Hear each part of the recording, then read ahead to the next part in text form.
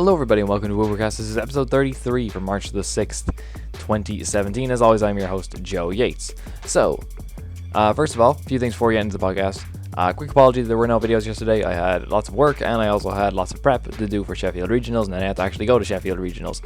But hey, it's great because I played really well, and now I have something great to talk about in this episode because I'm going to be discussing my performance at Sheffield, where I made top 16 with Houndoom Mill, with Houndoom Eradicate Gumshoes. For YouTube, the list will be on screen right now. For everything else, I'll leave a link to somewhere you can find the image, I guess, and that might be better. I'll obviously be describing all the card counts I have. I have videos of Houndoom on my channel. You'll find it all there, and if you've been following the channel for probably a couple of weeks, you'll probably know that I'm a big Houndoom fan. But anyway, I'll get into that in just one sec. One other thing I want to clear up really quickly is SoundCloud, for people asking. Yes, the backlog will be up by Wednesday. This episode will be up by Wednesday on SoundCloud. For now, it's just going to be on YouTube, but then Wednesday, everything should be sorted out. So again, apologies about all that, but that's just general channel stuff, so we'll get that out of the way. But onto my tournament report from Sheffield. So, this was a huge tournament. It was 315 Masters. Apparently the biggest regionals in Europe we've ever had. I'm not sure how true that is. I can't remember how many were at Liverpool, and I feel like there's got to have been one with more than that. I digress, though.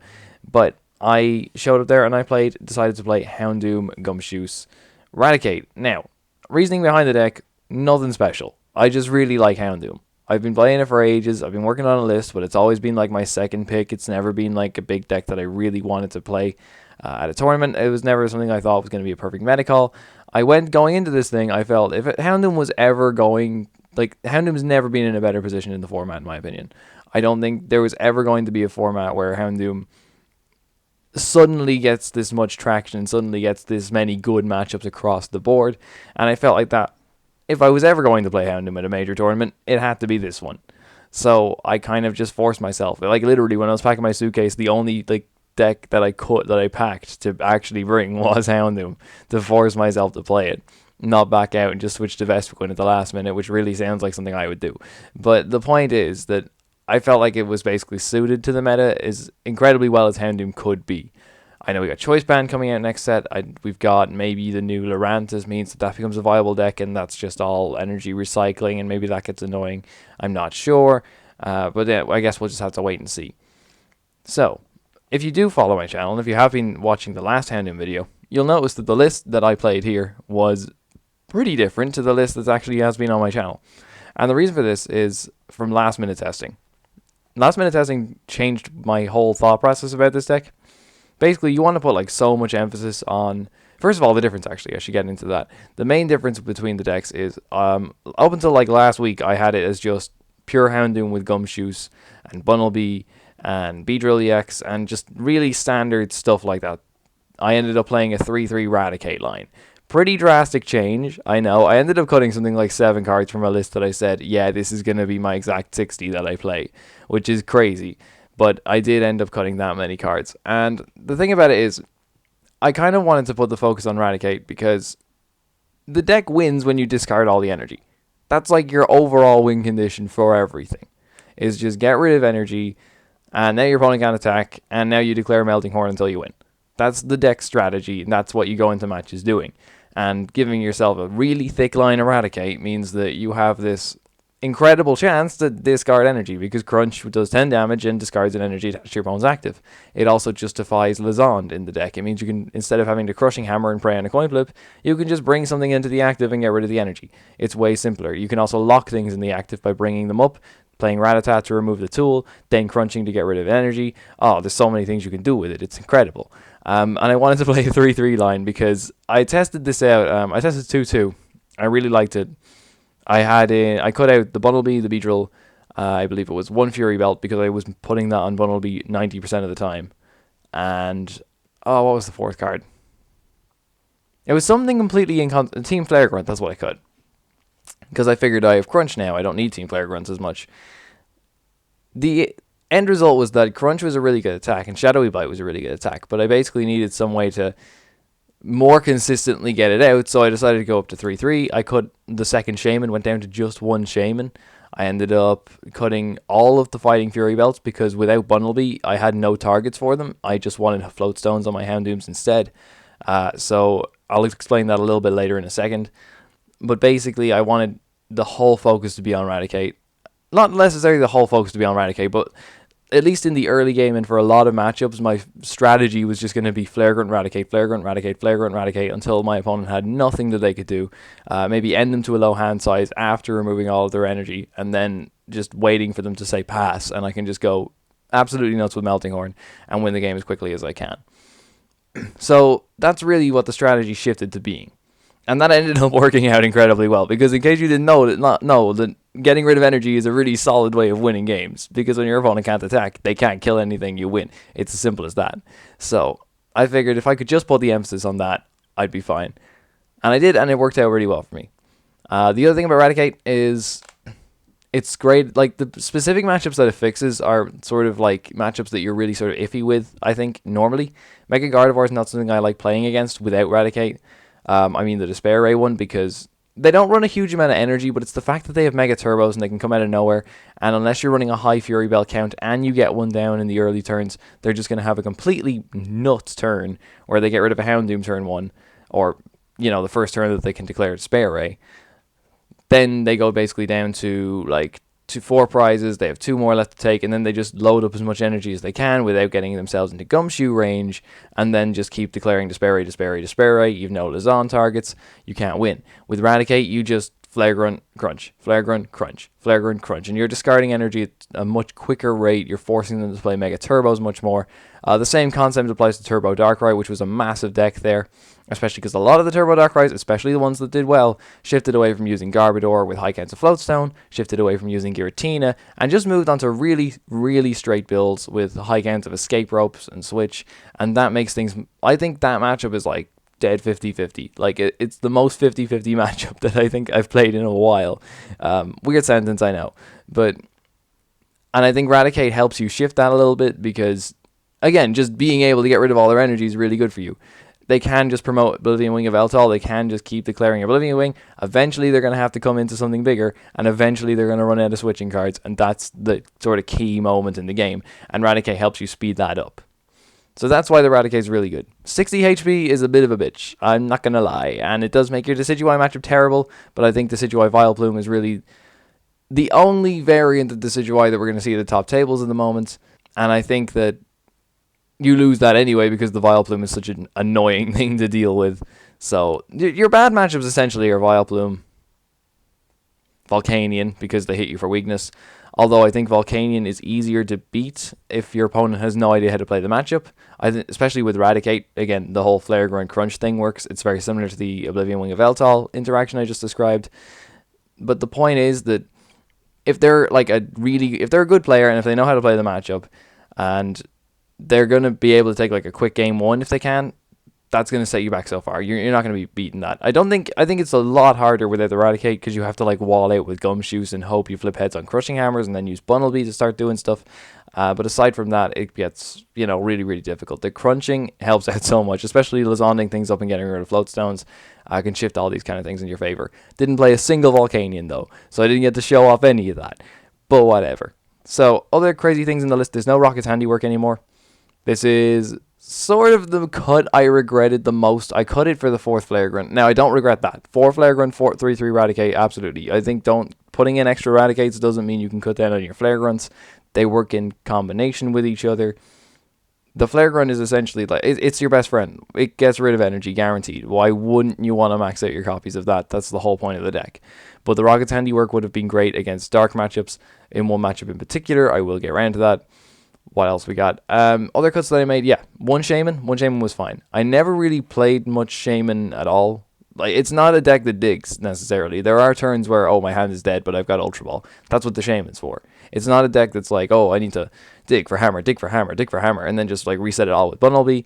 I'm sure you can put a focus on it like that, but that's not what I was going for, obviously. So the Shaman was just there to save me from dead draws from time to time. Sky Return's also an alright attack in some matchups where you don't want to go aggressive with Houndoom, like in Lapras and like in Volcanion. But again, these things just didn't come up on the day, and they probably won't come up either much in the future. Luckily enough, I admit this is luck, never prized, not once. That was crazy. That was completely crazy. Didn't expect that. I don't think I think a second Shaman would have boosted my consistency a bit at times where I was looking at a hand with 2 Rattatas in it, and I would have thought, oh, I wish one of these was a Shaman right now. But considering that I had to sacrifice it to fit in the 3/3 line of Raticate, I think I'm perfectly fine with it. And the Fury Belt, I think Fury Belt's a sort of overrated card in this deck, because giving yourself 40 extra HP is great. Or at least maybe it's an overrated card in my version of the deck, because my version of the deck is more built on obviously getting rid of energy. So if I get rid of energy, my opponent can't declare attacks, and me having the extra HP doesn't matter at all. And if I can put more of a focus on just declaring like that they have no energy, then my Houndoom having 40 less HP isn't going to matter. It doesn't fix a huge amount of math either. It can sometimes put you out of Dark Pulse range. The biggest thing it helps out with is early game against Despair Ray Gardevoir, because you don't want them going ham. You don't want them just having an incredible turn 2 or 3 or whatever, and then just clearing your Houndoom off the board in the active spot. But sometimes even when you run Fury Belt, you just whiff it and this happens anyway. So I didn't think it was going to be the kind of option that I wanted in the deck. It wasn't a card that I found a whole lot of use for in testing at all. If you put it on Bundlebee, you get a lot of use out of it. I think you can actually put it on Bundlebee and tank a hit or two, especially with max potions from that point onward, and that's great. In the mirror, it's okay because you can Grand Flame for 60 and kill a Bundlebee. I did play a mirror. Shout out to David Rudolph for also playing Houndoom, also making top 16. I think we ended Swiss with exactly the same record, and we have completely different lists, so massive shout out to him. But yeah, anyway, I should just get into the matchups and stuff like that. I've talked about Houndoom unendingly on this channel. I love the deck, you all know, and that's why I played it.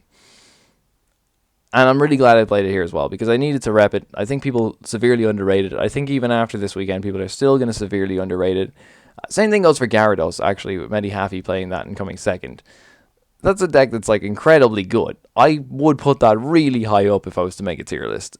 That deck can really just handle anything, but for some reason people don't take it seriously. For some reason people decide, oh no, I'm not going to put one Spinda in my deck. What are the odds of that happening? And I'm not saying every deck should run one copy of Spinda. I just mean, I feel like I wish more people would recognize that as, yeah, this is a legitimately brilliant archetype. And I think Houndoom's sort of in the same category in that, no, this thing really does take a lot of wins and really can put in a ton of work. But for some reason, people just don't give it the attention it deserves. So hopefully I contributed to that in some way. Anyway, my rounds. Let's get into my rounds and the matchups I played. It was a crazy day. It was a really fun day. I played some perfectly nice people all throughout the day as well, which I was happy with because I thought playing a deck with this much disruption was going to get me some sort of nasty looks, but people seem to mostly be having fun because it forces them to play in a different way, and I think that's kind of an interesting... you have interesting interactions with Houndoom.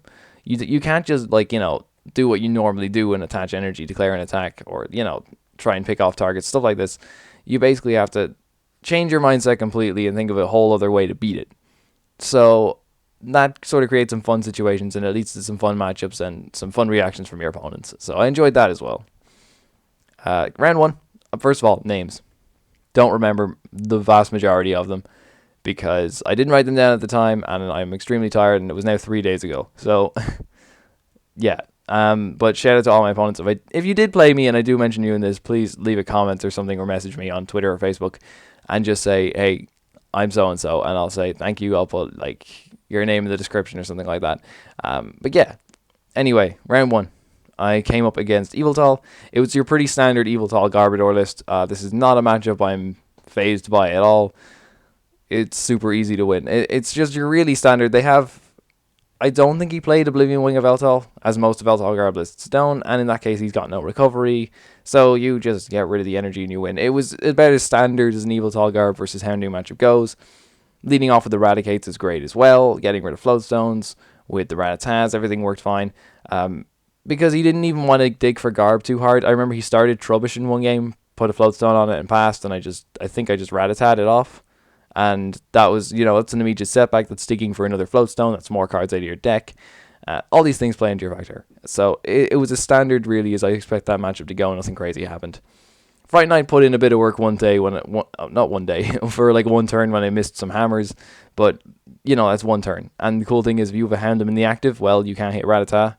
You can't hit Gumshoos because that's not an EX. So all these things were fine. Game 2. Hold on, I have a list in front of me here of the games I played. Here we go. Game 2, I played against a really cool deck, which was Tauros, Glaceon, Jolteon, Regice. Mad respect for this deck because it was completely nuts, and I really had no idea what to expect from it. I didn't even see any rainbow energy. It was all basics. But no, this was a crazy deck to come up against. But for Houndoom, it's not really an issue. Obviously, Tauros doesn't really do anything against Houndoom because you don't attack it, so they don't have any damage on them. So they're not taking any knockouts with it. They can chip some stuff with the 60s. They can pick off Raticates and Rattatas with 60s, but they're not doing anything significant. On top of that, there's no acceleration, there's no recovery. It's just Enhanced Hammer, Crushing Hammer, Flare Grunt, Crunch over and over again until you win.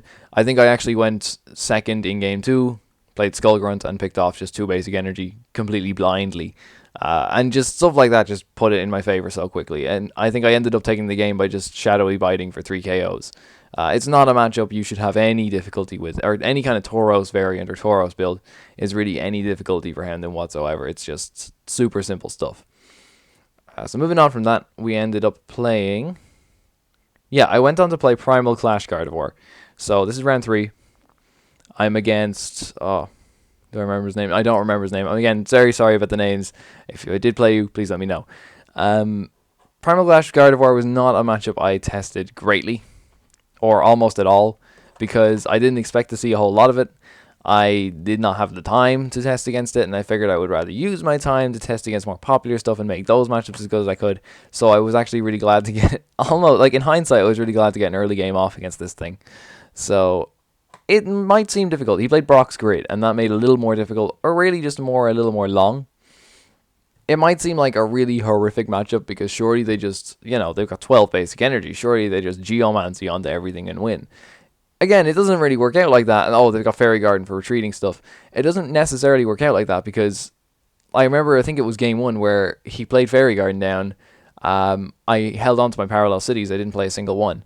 I ended up milling one. He ended up discarding one with Ultra Ball. I eventually realized he's out of Fairy Gardens, so I think I Lazoned it up. I think it was just a Geomancy Xerneas or something, or was it a Hoopa, something like that. Anyway, I Lazonded it up, I got rid of the energy off of it, and I countered the stadium. And from that point on, he just couldn't retreat because he had nothing else to attach to it. He couldn't Geomancy, he couldn't do anything. Or he could Geomancy at least, but it wasn't going to help him because he couldn't retreat it. And I just kept getting rid of the energy on the active, and I just ended up winning that way. Game 2, Brock's Grid came in clutch for him. He played it like twice or 3 times or something like that. And he tried to use it and then immediately Geomancy all the energy back on. Of course, what he should be doing.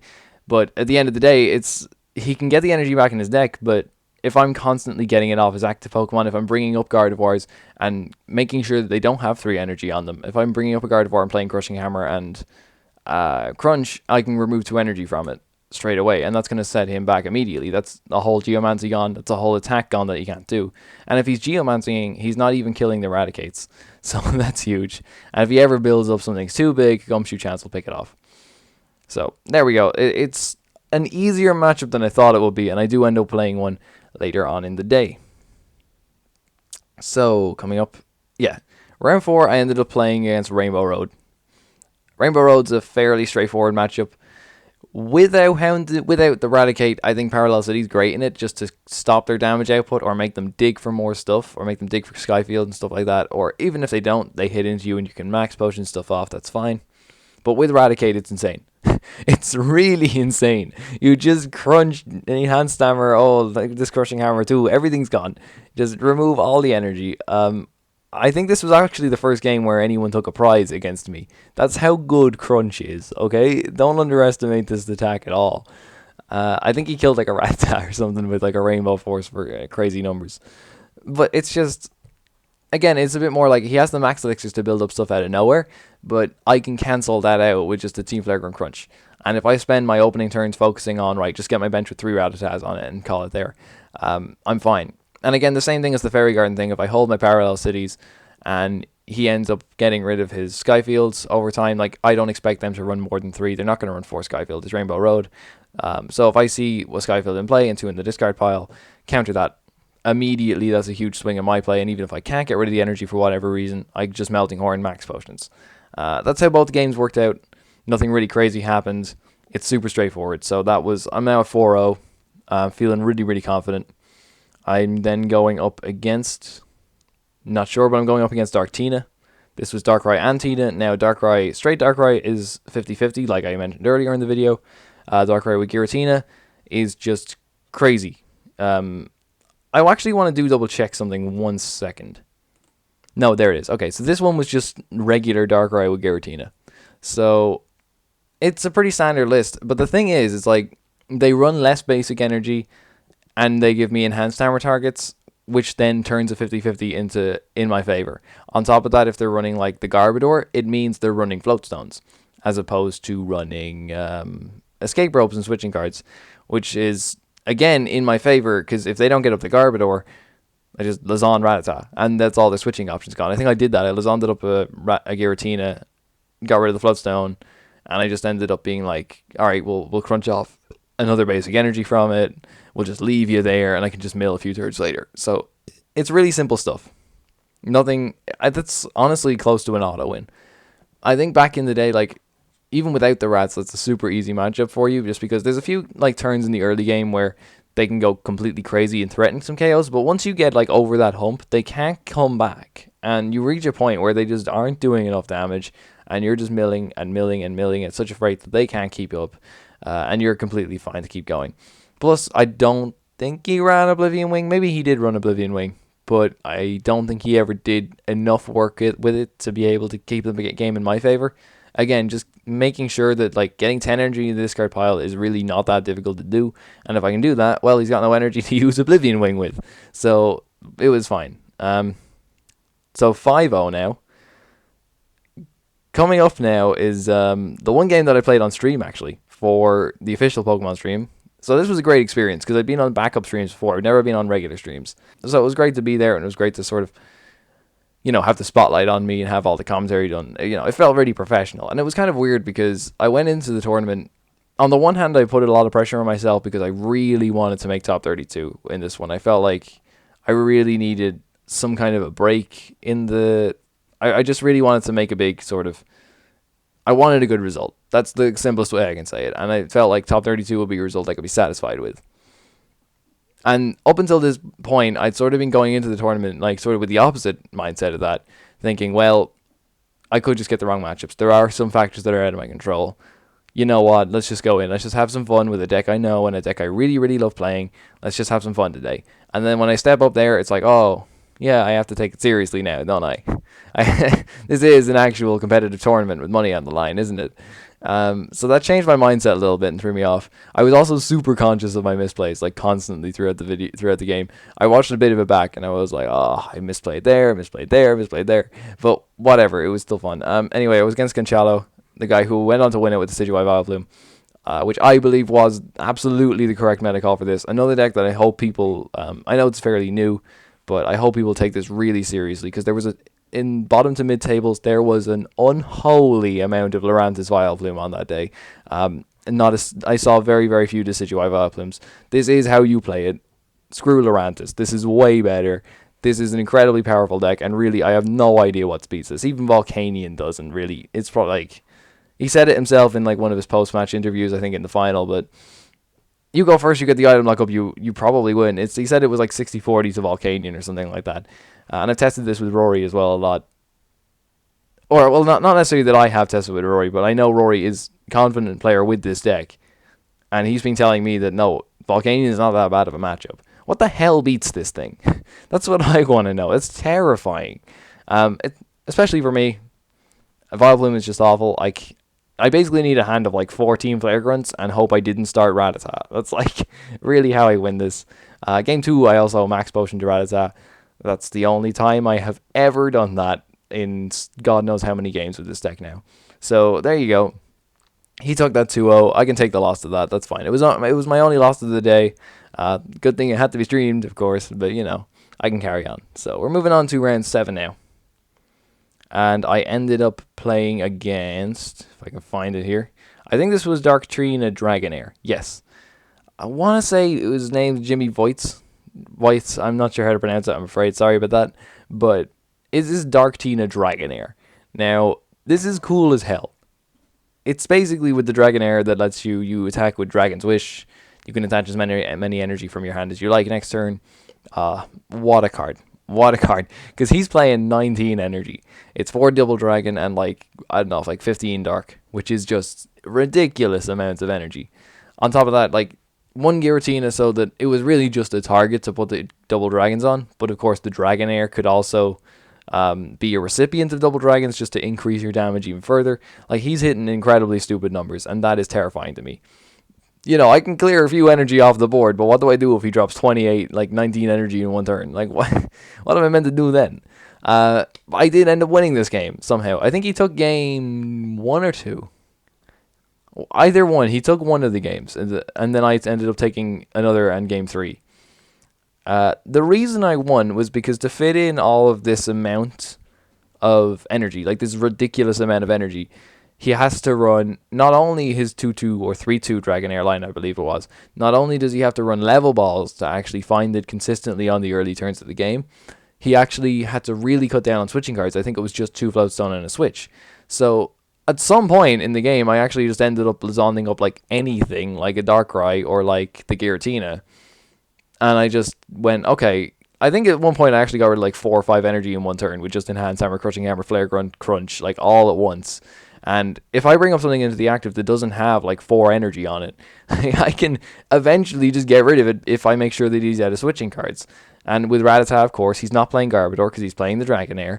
I can get rid of the Floatstones. So that really means his only option is the switch. And if I can just mill that with Melting Horn, or he has to play it once and then never again. So you reach a point where you can just like win the game because he's got something in the active with no energy on it, and he has to just attach, pass, and I just hope I don't have Flare Grunt.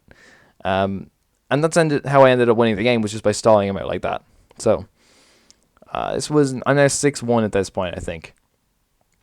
Yeah, there it is. And anyway, next game is I'm against Manuel Jorak. I'm terrible with pronunciation. Apologies. He was also playing Primal Clash Gardevoir. Again, like I said, I played this earlier. This went in very similar. He was not playing Brock. He was playing 2 Super Rod. I think I milled one away super early game at one point as well, which obviously puts things in your favor. I think some people as well complain a lot that Melting Horn, like, when you Melting Horn away like a crucial card, I think some people complain as well. Like, they used to do this on PTCGO all the time before the chat windows got removed. They'd be like, oh, it's just all luck. Oh, it's all stupid. But like, the point of Melting Horn is that you get rid of crucial cards. The point of Melting Horn is that it's not just that you get rid of all 2 random cards that they didn't need. It's that you want to be getting rid of like energies. You want to be getting rid of VS Seekers. You want to be getting rid of important stuff. That's like the whole point of the attack. And if you declare it enough times, eventually you're going to start hitting good stuff. So I don't really get that complaint, is my point really that I'm trying to make. But anyway, onto this. No, he took it very well anyway. 2 Super Rod was annoying, of course. 1 Super Rod is annoying. So 2 obviously was going to be even worse for me to deal with. It worked out really similarly to the last game though. It's just get rid of the energy on the active. Even if you get rid of energy on a Xerneas, it has a true retreat cost. The Fairy Garden is a bitch. It really is. But if you can still keep those energies off of the Despair Ray, not the Despair Rays, off of the Mega Gardevoirs, whatever the other attack's called. Brilliant Arrow? Is it Brilliant Arrow? I can't remember. But as long as you can keep, like, a 3 energy attack cost is still a 3 energy attack cost. And if you can just stop that thing having 3 energies on it, you're going to win. So, because they can't attack. They can start trying to power up live streams, but again, you can, if they go active with a Xerneas Break with 2 energy on it, that's like gold mine for you. You just Flare Grunt Crunch. It's the ultimate combo. So yeah, that's how that game went down. Anyway, so 7-1, I'm guaranteed cut at this point. We've 1 round left. I'm against Benjamin Behrens of Pokementor. He ends up, I offer him to ID because I'm really tired and want to go to dinner. And he says, no, I want to play it out. And I'm like, fair enough, man, let's go for it. He's playing Turbo Dark straight with, like, you know, all the switching cards. I don't think he had Garbodor in there. No, he obviously didn't have Garbodor in there. But he ends up taking game 1 because I couldn't get rid of enough energy. I wasn't drawing into what I wanted, and he played it perfectly as well. He had just basically 1 Baby Yveltal with 3 energy on it, 1 Darkrai with 3 energy on it, and that's it. That's how he played the whole matchup, and that's what you want to be playing it like, because you don't want to be obviously be benching a bunch of Lizon targets for me, but if he keeps it like that, and if he keeps sort of playing his switching cards at the right times, he's going to be in it with a good chance, and obviously he was there. Game 2, I ended up basically, I think I flipped 3 heads on Crushing Hammers, so you can imagine how that game went. I think it was all in like one turn as well. It was amazing. It was the best turn of the whole day. So yeah, you can imagine how that went. Any game where you flip that many heads with Crushing Hammers is going to be wildly in your favor anyway. So I did that. I got it. I think then game 3, time got called after, and we had like, no, time didn't get called. We had like 4 minutes left, and I was in a good position, but his deck was like really big. So I just said, "Look, do you want to take the tie?" And he said, "Yeah, we'll take the tie now." So that's how that went down. Anyway, that was the end of an exhausting day 1. Ended up coming 3rd seed, 7-1-1 record. 4th seed was David Rudolph, also 7-1-1 record, also Houndoom.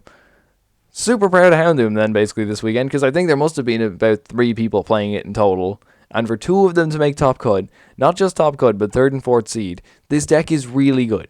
People, please recognize that this deck is really, really good. Practice with it. It's insanely good. And not even like 2 like identical lists, like 2 really different lists. His list had a 2-2 Gumshoes line. He played Lily over Sycamore. He played Bunnelby and 2 Super Rod, which was a bitch, which I'll get into in a minute. But no, he really knew his stuff well, and I think his list was more well equipped to deal with day 2 than mine was. A lot of the cuts that I made to my list were things that I wish I had come back to come day 2, and I think David did actually get a better result than me in the end, so I think that it did go to show that his list was just more well equipped to deal with the stuff that came his way in day 2. Anyway, coming into day 2, after a lovely healthy midnight McDonald's, I was ready and refueled to take on the challenges that awaited me at 8 o'clock in the morning in day 2. And first things first is a mirror match against David Rudolph. First, before we even get into this, shout out to Ushin for practicing the Houndoom mirror with me, even though I said this is never ever going to come up, but it did. This was an incredibly fun match. I honestly had I wish this one was streamed. It was a really good game. We ended up tying. So my day 2, by the way, for the record, not as good as my day 1. Did not last as I had predicted it to. I have said before that Houndoom's a top 32 deck and not a top 8 deck. If it was ever going to make top 8, it was going to be this day. Unfortunately, it didn't pan out that way for either of us. What can you do? But I go up against him. He's running Bunnelby and 2 Super Rod. In mirror, Bunnelby it's all about Bunnelby. Getting Bunnelby, so like I declare Melting Horn. He declares Rototiller twice. Cancels out my Melting Horn. Probably flagrants away my energy. And it bounces back and forth like this. So my strategy has to be kill the Bunnelby. And then work from there and find my win condition. But again, I don't run Fury Belt, which means I have to Grand Flame twice. And that's a double energy attachment against a deck that I know is very good at getting rid of energy. So yeah, it was kind of hell. But I don't know how I took game 1. Honestly, I don't know. I got my Grand Flames up. I started using it. I think he just whiffed a Max Potion at the crucial moment and said pass. I ended up Grand Flaming for the KO. The cool thing about Grand Flame as well is that it does attach energy from your discard pile to one of your bench Pokemon. So even if he is getting rid of energy, I do get it back fairly efficiently, and it's not a bad idea to keep doing that in the early turns of the game. At this point, I think he has like 1 Super Rod left. And I'm hoping that I can mill this away before he can get into his Bunnelby. I can't remember exactly how it panned out in the end, but I know I ended up taking the game. But I can't remember how or why. I think I was just able to more consistently get into energy at that point, especially when he plays N. I'm now drawing less cards, he's drawing more. That might play a bit of a factor into it because I've taken a prize he hasn't, which means my deck has more cards in it than his, if you get me. Like, I'm drawing less off ends, so therefore I have a bigger deck size. I think that plays into it just a tiny bit. And yeah, so anyway, he scoops that game, goes to game 2. He has loaned Bunnelby for quite some time. Now, here's one of the coolest things that came up in my testing with Oshin. Gumshoe Chance GX will kill a Bunnelby in one hit if it has an energy on it. That's really big. That's really, really big. And I had a Gumshoe on the bench. I had Houndoom in the active. I didn't have enough energy to manually retreat. He has lone Bunnelby with an energy at some point in the game, and I'm like, all right, this is it. This is the moment. And he burrows away my last Bloodstone. And I can't retreat and use the Gumshoe Chance, which was a big pain, but whatever. He went on to take that game. He went on to get more Pokemon in play and, just work from there. Gets Fury Belt down, all the stuff he needs. And really, I think Mirror should be largely in his favor, and this is exactly, it played out exactly like that. So, yeah, and then we didn't have enough time for game 3. Those were 2 long enough matches, and we just didn't have enough time to complete the game. So we went to a tie. Anyway, moving on. Okay, so round 2. I'm up against Tord Reklev. He is playing Turbo Dark. Again, the popular variant, the successful variant that was with high counts of switching cards, just your standard stuff, just Oblivion Wings, just Darkrai. Again, he played it really, really well. This is an extremely tough matchup. Not an extremely tough matchup, but it's a matchup you have to be constantly like thinking about things. Because it is straight 50-50, I believe. Game 1, he takes it. Things just went in his favor. He played it the same way Benjamin did at the end of day 1, which is you have the Evil Talls, you have your Darkrai's, and you power them up with enough energy. I'd learned by this point that getting rid of Fury Belts was good because it meant that Oblivion Wing obviously couldn't kill a Rattata in one hit, which is what you want, but also he has to commit Fury Belts to other things, and he can't like hit for 170 as easily because he needs an extra energy attachment to hit it. So that helped out a lot, but it didn't do me enough. Didn't do me put in enough work to do what I needed to do. So going into game 2, really, really weird things happened in this game, and I will explain why I want Team Rocket's handiwork back in the deck as a result of this. David was telling me this throughout at the start of the day that he played Team Rocket's handiwork for the Darkrai matchup, and it was sort of after this kind of game that I really got why. Anyway, so we go into it. Basically, it comes down to the time gets called with 3 turns left. I am able on my last turn of the game to use Melting Horn to remove to get rid of all of his deck cards. He has no cards in deck, but it's the last turn of the game. So I pass to him, but his turn doesn't start because the game is over. And you only lose if your turn starts. If the rule is you lose if you have no cards to draw at the start of your turn. But because his turn never start, he couldn't, not draw no cards, if that makes any sense at all. And therefore, he ended up basically taking that game.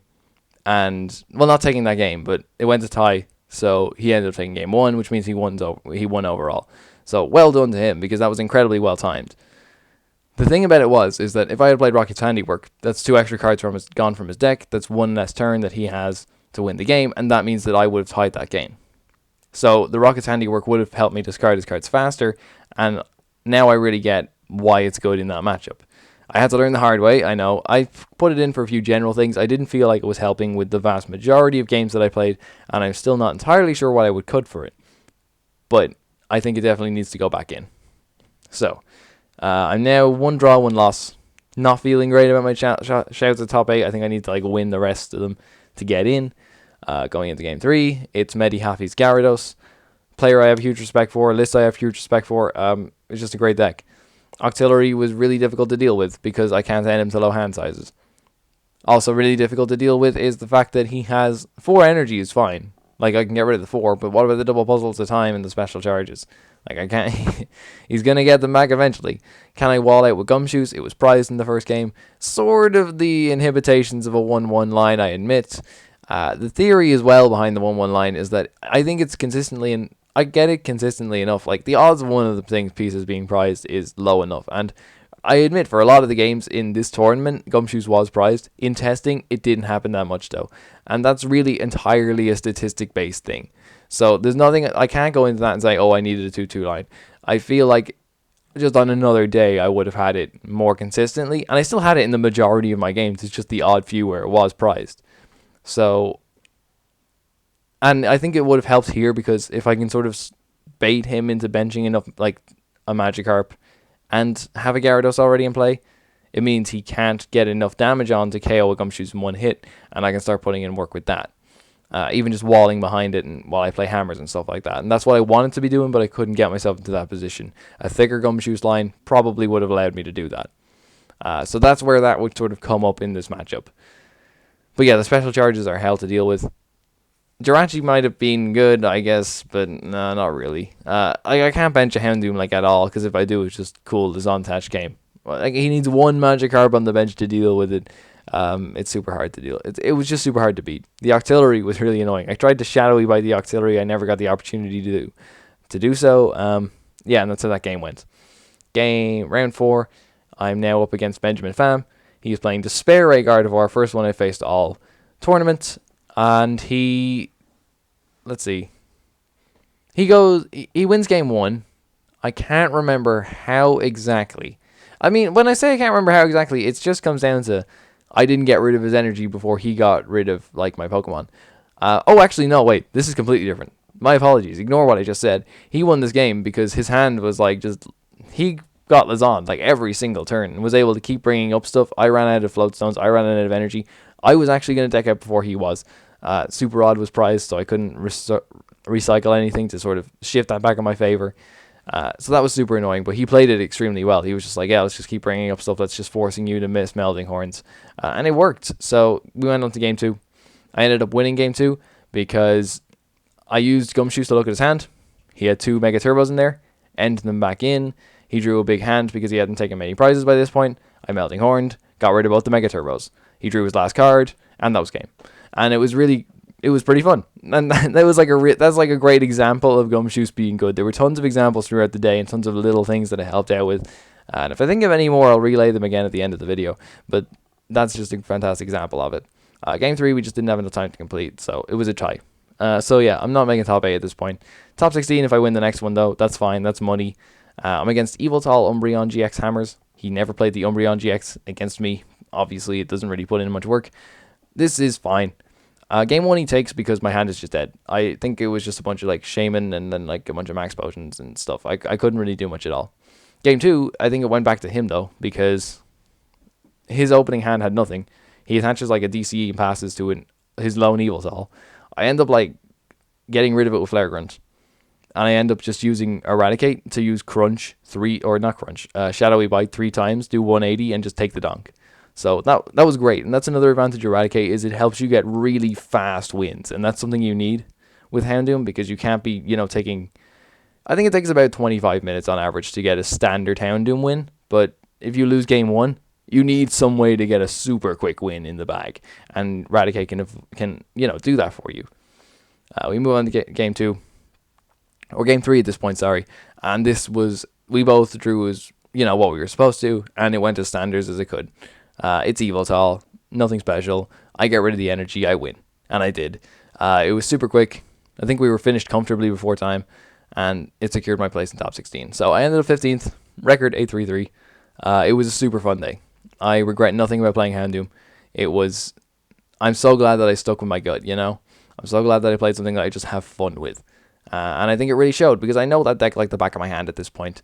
So shout out to, Houndoom, shout out to Eradicate for being the greatest and like really thick line of it as a last minute inclusion. But it worked. What can I say? It was incredible. It just Eradicate Flare Run is like the greatest combo in this game. I swear to God. And Lazan Rat Crunch is like infinitely better than Crushing Hammer. So anyway, I don't know what else to say. Anything else I can add in at the end of this analysis that I couldn't think of earlier? Yeah, it's literally just changes to the list. The only change to the list I make, I want Rocket's Handiwork back in it somewhere. I'll take another look at it. I'll find out where the cut is. Right now, I don't necessarily see it. It's just a super tight list. And I've been practicing with this for ages. Also, pivoting between Eradicate and Houndoom is super useful. That's just another point on why I didn't want Fury Belt on it. Was honestly tempted to be like really cheeky and cut to either 3 Max Potion or 1 Parallel. But there were games where the 4 Max Potion helped. Like Gardevoir, 4 Max Potion is super important. So you need things like that. But yeah, no, I had a super fun day. I won 2 booster boxes. We ended up playing a draft with one of them actually. Between myself, Alan, Rory, and Mike. Shout out to the guys who came with me. They were super great support. Thank you for bringing me coffee in the middle of top 32. And yeah, no, it was actually a super fun draft. Also, shout out to the guys who worked in the bar at the Ibis Hotel for letting us being the only ones there still playing at like 2 in the morning, and we were playing like Monopoly and shit. So shout out to those guys. They were super cool. That's a lot to talk about Houndoom. Guys, thank you for listening. We'll be back every week, or as often as I can do these things. You know how the schedule is. I do want to recap Melbourne though, so I'll probably do that next week. I think Melbourne's on this weekend at least. Anyway, yeah, you can like us on Facebook at facebook.com/Woopercast, soundcloud.com/Woopercast. Again, updated by Wednesday. thank you for all the support on the channel. I got some messages on Twitter from a few guys as well, so thank you so much for being so supportive and cheering me on. I hope you enjoyed watching me on stream and losing to my auto loss and playing badly, but what can I say? Yeah, anyway, this has been Joe from Woopercast. Thank you guys so much for listening, and I will see you next time.